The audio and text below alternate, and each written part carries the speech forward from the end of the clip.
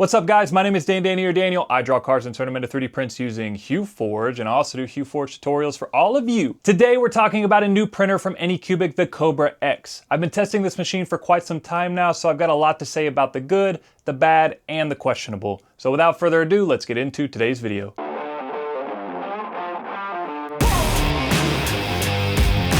Before we go any further, full transparency, Anycubic sponsored this video and sent me this printer for free.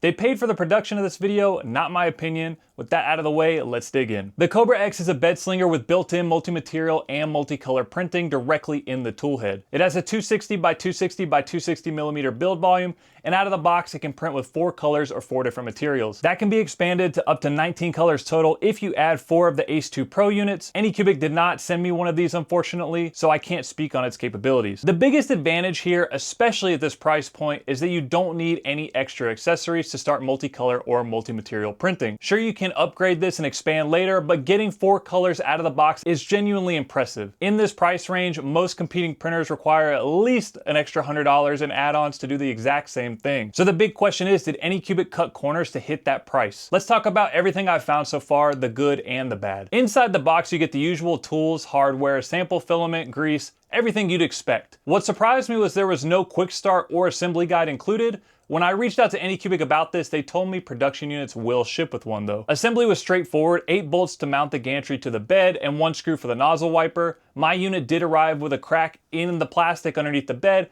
but there was a lot of packing material in that area, so I don't necessarily blame Anycubic for that, but I did make them aware of the shipping damage regardless. From unboxing to fully assemble, it took just under 20 minutes. After that, I connected the printer to Wi-Fi, ran the initial calibrations, and started printing. I followed that up with a single color benchy, which printed without issues, and then a multicolor knitted stitch. That came out really clean and took about 8 hours and 14 minutes and produced a decent amount of waste. Side note, if you want to print any of these models shown in the video, I'll have links for them down below in the description. Before getting into TPU, I wanted to actually test multi-material printing, not just multicolor printing. Anycubic shows these pliers in the marketing material labeled as PLA and 68D TPU. PLA and TPU don't bond to each other, which is almost certainly why they chose that combination, and with 68D TPU I had no doubt it would work. That's what pushed me to try something a little more demanding. For this print, I used high-speed PETG and high-speed 95A TPU to see if the printer could handle true multi-material printing and how well those materials would bond. The results were honestly impressive. Adhesion between the two materials was very good, and the top surface quality on the high-speed PETG was insanely clean. After this relatively simple print, I moved into more aggressive TPU testing. Like I said, on the website, Anycubic states that the Cobra X can print with 68D TPU. If you're new to 3D printing, TPU is a flexible material, but hardness really matters. Most people are familiar with 95A TPU, which is soft and flexible. 68D TPU is much more rigid. It's closer to PLA with a bit of flex, and because of that, it's significantly easier to print with. Instead of focusing on standard 95A, I spent more time testing high-speed 95A because it's stiffer moving through the system and it printed significantly better. I printed this baby Yoda since it's not the easiest print in the world. I ran 4 walls with 20% lightning infill using wet TPU. I think the moisture definitely contributed to the stringing you see here,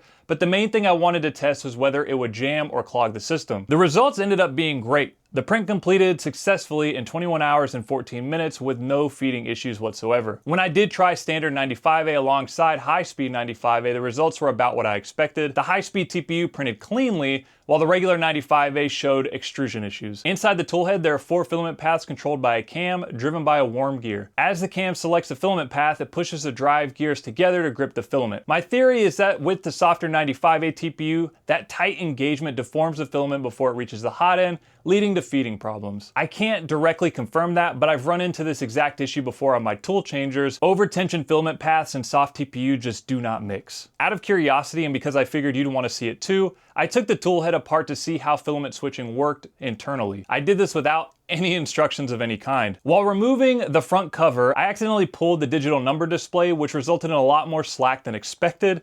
After that, the display stopped lighting up, which told me a connector had come loose from the breakout board in the back of the tool head. I could see where it had disconnected, but accessing it would require a full teardown, and I didn't want to risk unplugging additional components, so I left it alone. But just be aware, if you ever need to get into the extruder, be very careful around that display cable. It doesn't affect printing, but it is very easy to destroy. disturb and potentially unplug. So now my next multicolor print was Pennywise. The print itself came out well, but the balloon failed. It's a very top-heavy model, and I didn't go crazy with supports, so I chalked that up to normal bed slinging behavior. Had I added more supports, I think that print would have succeeded no problem. The next print was the bench bin, a multicolor torture test often used for tool changers and tolerance testing. The first attempt went very badly.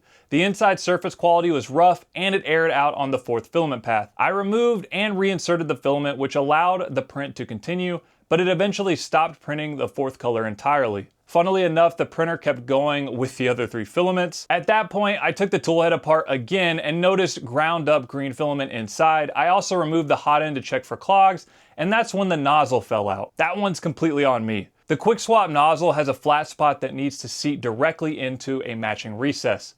I had installed it slightly crooked earlier, which explains the feeding issues and the poor top quality on that print. After reinstalling it correctly, I reran the bench bin.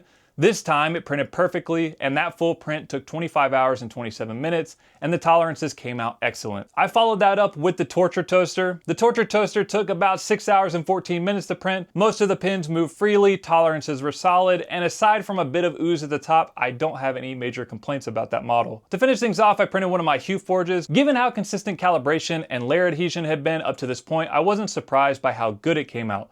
The pre-print calibrations really help printing at extremely low layer heights, and overall my experience with the Cobra X has been mostly positive. This is a very compelling option, especially for someone getting into the hobby. My first printer was an Ender 3 S1 Pro, which was over $400 at the time, and after upgrades it was closer to $600. And that was a single color printing with a bunch of manual calibrations. Here we have a automatic calibration, multicolor and multi-material capable machine, and it prints great quality at a much lower price. That said, there are two concerns worth mentioning. For new users, servicing this printer could be intimidating. If filament snaps or clogs happen inside the tool head, getting in there isn't trivial. It's not impossible, but it is complex, and that's something to be aware of. For more experienced users, my main concern is a long-term durability. The filament selection cam is metal, but it engages against plastic surfaces. I would have preferred metal on metal contact here. Nothing broke during my testing, but long-term wear is something I'll be watching closely for. So what do you think? Is this something you'd add to your printer collection? And do you think this is the start of a race to the bottom for budget multicolor printing? Let me know your thoughts in the comments, and if you enjoyed today's video, consider liking and subscribing. I've got more first impression videos coming soon, along with more HueForge tutorials and Voron content. I'd like to say thank you to all of my YouTube members and Patreon supporters. I genuinely appreciate every single one of you. And with that, I hope you learned something.